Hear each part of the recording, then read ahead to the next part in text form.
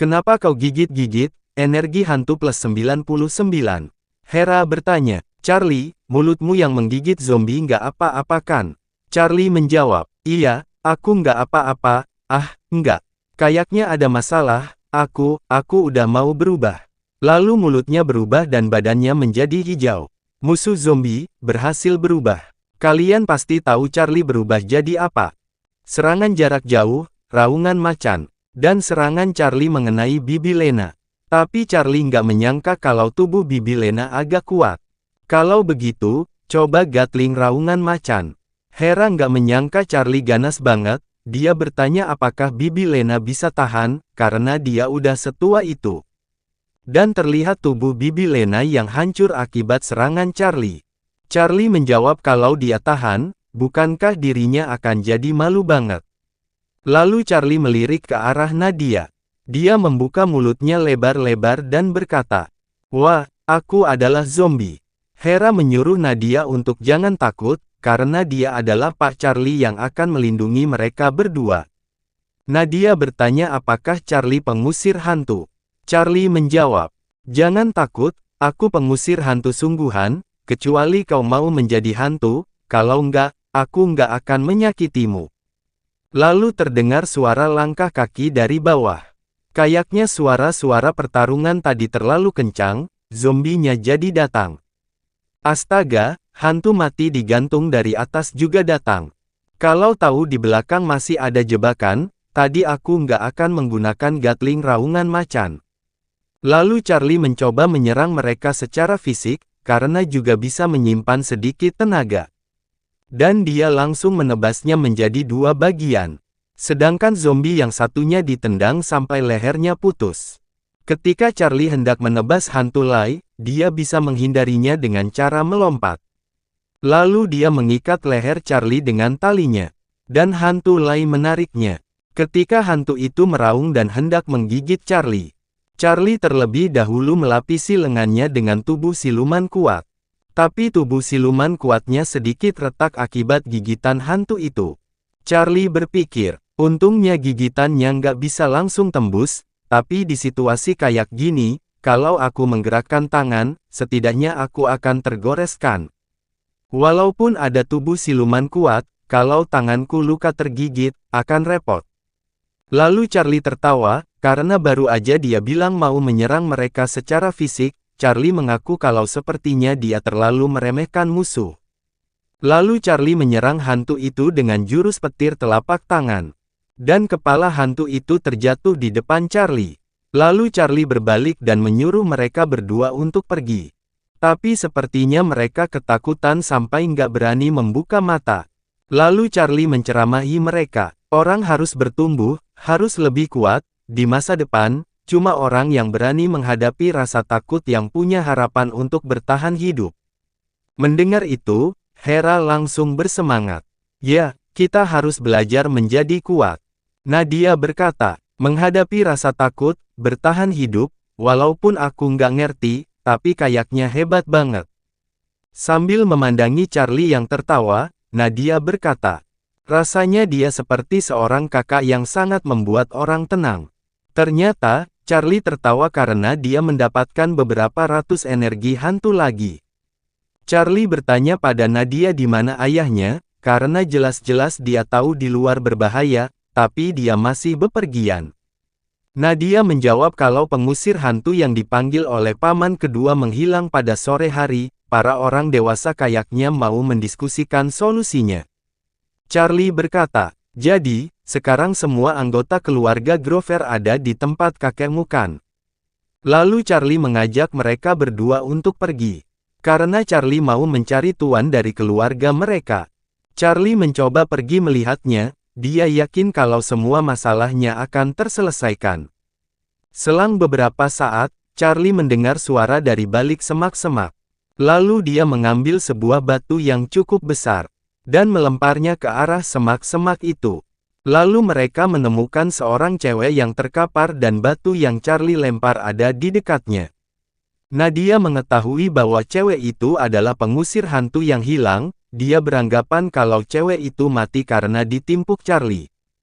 Charlie menyuruh Nadia untuk lihat baik-baik, karena cewek itu menjadi seperti itu bukan karena ditimpuk.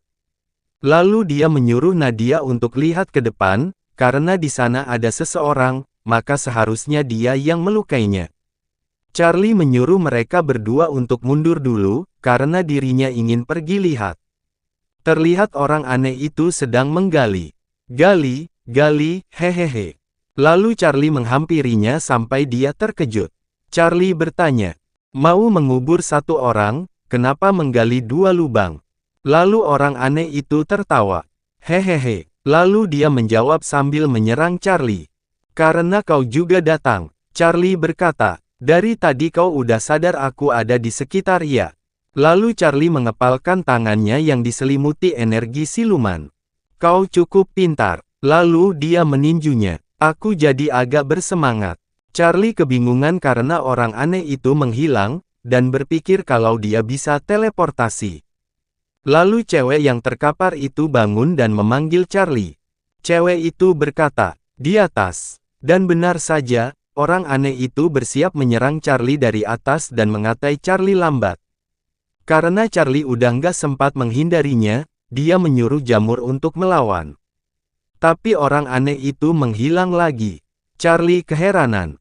Menghindar lagi, ini ilusi apa? Hantu, tampilkan wujud aslimu di mata silumanku.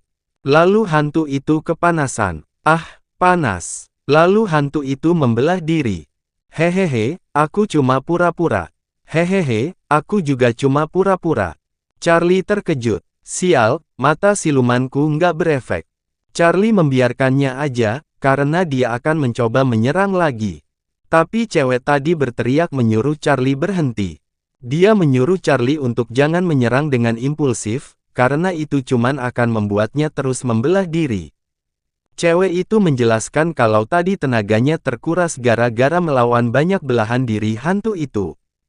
Charlie bertanya apakah setelah ada dua, masih bisa membelah diri lagi. Cewek itu membenarkannya, menurutnya itu sangat mengerikan. Tapi tentu saja itu merupakan hal bagus bagi Charlie, karena dia bisa memanfaatkannya untuk terus-menerus mendapatkan poin.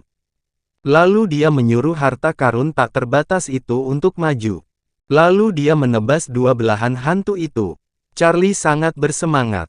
Cepat, belah diri lagi. Energi hantu, aku mau energi hantu. Hehe, dasar bodoh, energi hantu plus 9. Melihat itu, Charlie sangat kesal, karena dia udah capek-capek nyerang dari tadi, tapi cuma dapat 9 poin. Hantu itu walaupun nggak tahu apa niat Charlie, tapi dia tahu bahwa Charlie mau dia terus membelah diri, lalu menggunakan satu cara untuk membunuhnya. Tapi hantu itu menegaskan kalau dia nggak akan mengikuti keinginan Charlie. Charlie marah-marah pada cewek itu karena dia udah dibohongi olehnya. Lalu dia mengeluarkan air mata. Kau membohongi perasaanku, semuanya palsu. Karena nggak ada energi hantu, aku bunuh kau sekarang juga. Aktifkan kekuatan petir telapak tangan. Lalu dia memasukkan kekuatannya ke jamur. Dan Charlie berteriak menyuruh untuk lebih besar lagi. Petir telapak tangan naik tingkat, ledakan petir penyucian. Lalu jamur itu berubah menjadi besar. Jamur ledakan petir, bunuh dia. Lalu Charlie melompat sangat tinggi. Dan langsung menebas hantu itu. Hehehe, kau kira cuma kau yang punya senjata. Dan hantu itu yang awalnya tertawa, kini dia menjadi ketakutan. Lalu hantu itu mencoba menahan serangan Charlie dengan sekuat tenaga. Tapi hantu itu nggak bisa menahannya. Lalu tubuhnya mulai retak sedikit demi sedikit. Dan ternyata itu hanyalah ilusi cermin yang dibuat oleh hantu adiknya Hera. Melihat itu, Charlie sangat marah. Kau lagi. Lalu hantu itu kabur sebelum ilusinya hancur. Hantu itu nggak menyangka ilusinya bisa hancur hanya dengan satu serangan Charlie, menurutnya itu sangat mengerikan. Sebelum benar-benar kabur, Charlie menghalanginya dengan jamur Ganoderma. Charlie nggak akan membiarkannya kabur karena hantu itu udah 2 kali mempermainkannya. Lalu hantu itu mengambil pecahan cermin. Merasa hebat karena membawa pedang besar. Setelah masuk ke ruang cerminku, kau bukan apa-apa. Tapi Charlie langsung menebas hantu itu. Lalu dia mengangkat pedangnya. Ruang cermin apaan? Kalau kau hebat, biarkan aku menyerapmu ke dalam ruang cermin, energi hantu plus 39. Dan Charlie menebasnya lagi. Penipuan energi hantu. Kau yang merasa bisa mendapatkan energi hantu tanpa batas, energi hantu plus 49. Kau menggali lubang buat menguburku. Salah paham, aku cuma sembarangan menggalinya, energi hantu plus 59. Dengan tubuh yang penuh luka dan kesakitan, hantu itu berkata, "Hentikan." Charlie menjawab, "Siapa suruh kau menyakiti Kak Hera?" Dan dia langsung menebasnya dengan sangat kuat. Hantu penggali lubang, setengah hantu ganas, mati, energi hantu plus 500. Terlihat hantu itu lenyap dan menyisakan tulang belulangnya saja. Lalu Charlie menendangnya. "Enyahlah, udah bertarung dari tadi, cuma dapat kurang dari 1000 poin, menghancurkanmu pun nggak bisa meredakan amarahku." Lalu jamur Ganoderma menyusut kembali, sedangkan cewek itu beranggapan kalau Charlie setidaknya pasti level C. Dan tak lupa, Charlie mengucapkan terima kasih kepada jamur. Lalu Charlie bertanya siapa cewek itu. Dan cewek itu menjawab kalau dia juga orang ajaib. Lalu dia mencoba memastikan pakai ponsel. Nama, Hana Yoras, afiliasi, orang ajaib mandiri, level D+. Charlie berkata kalau informasinya terlalu sedikit.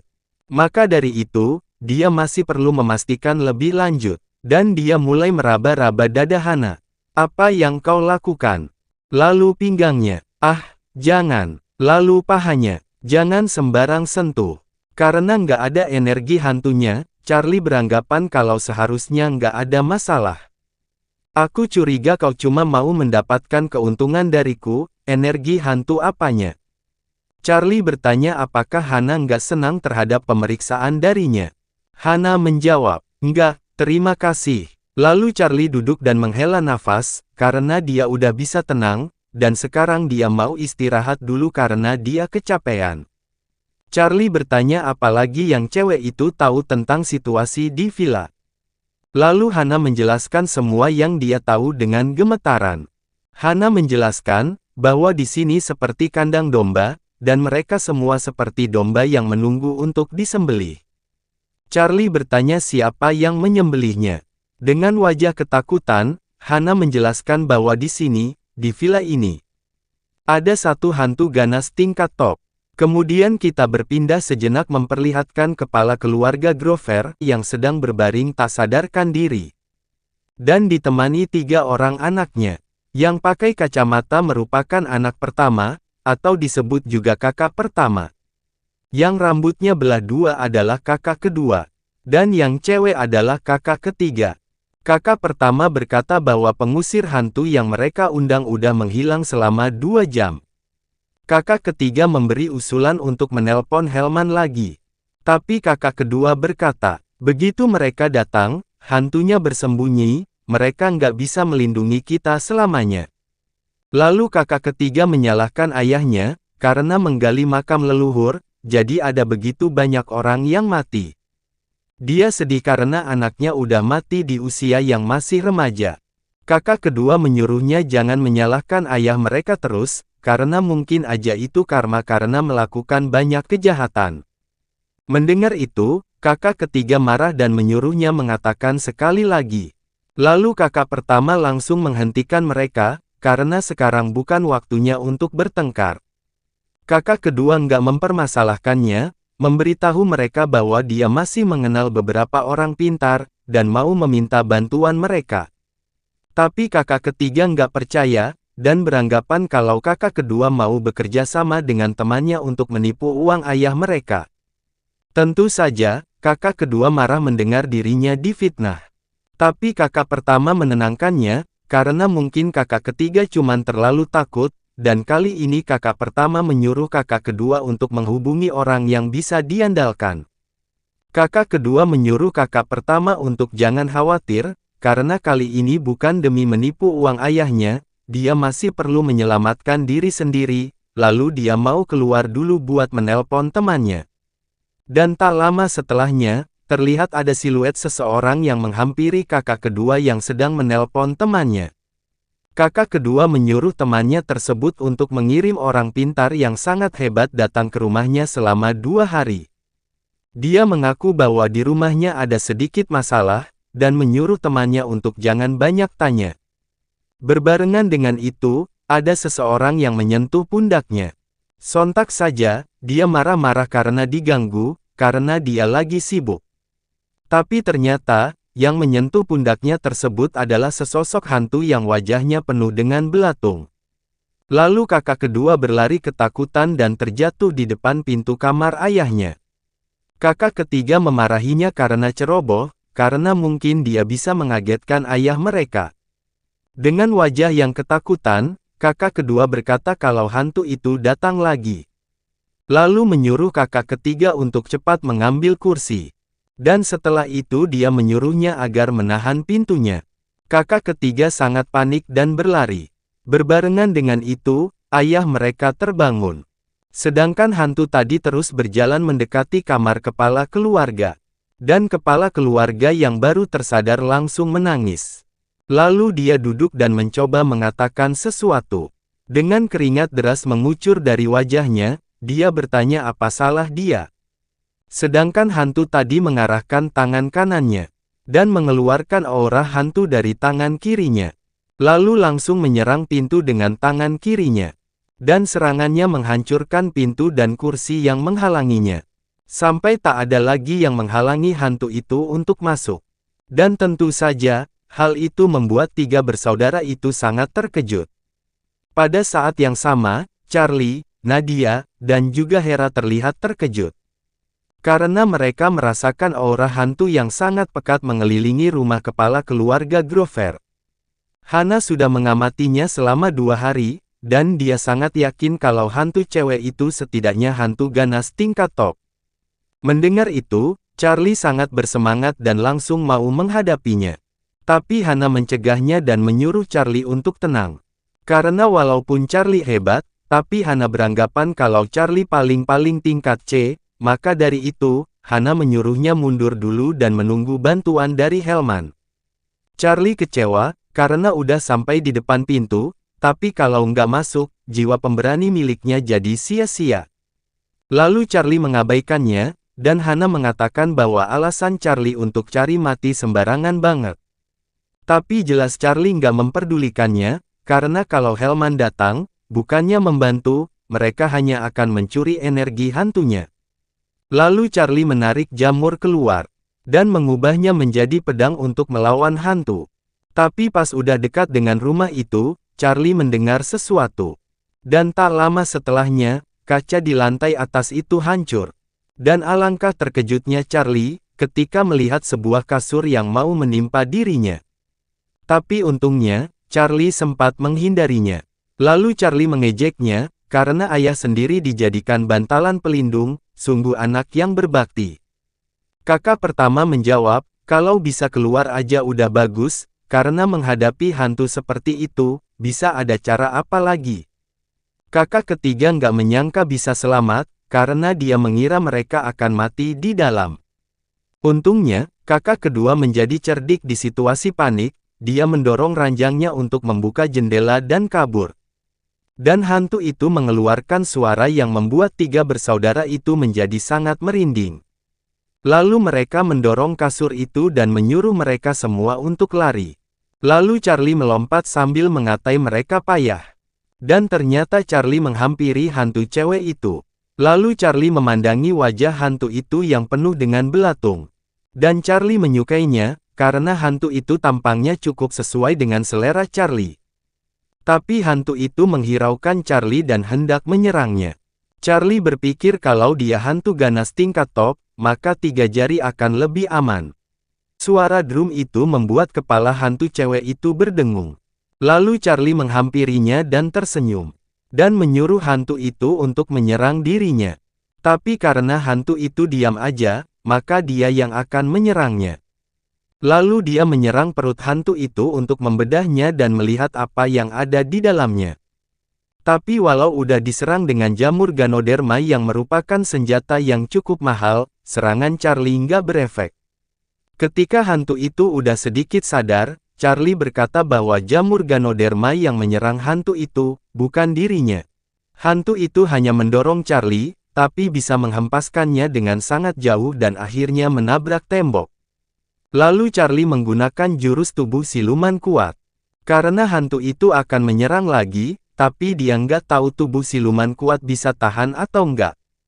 Dan tanpa diduga, ada seseorang yang mau menahan serangan hantu itu. Ternyata, itu adalah Hana, dan dia bertanya apakah Charlie nggak apa-apa. Dan Charlie mengiyakannya. Hana berkata kalau orang level C aja dibunuh dalam satu serangan, kekuatan hantu itu berada di atas hantu ganas. Sambil mengambil belatung dari wajahnya, hantu itu berkata, "Merusak rencanaku. Kekuatan cuma segitu, masih berani ikut campur." Lalu hantu itu melempar belatungnya dan mengenai Hana dengan telak, sampai dia terpental. Terima kasih yang sudah nonton, sampai jumpa lagi di video selanjutnya, bye-bye.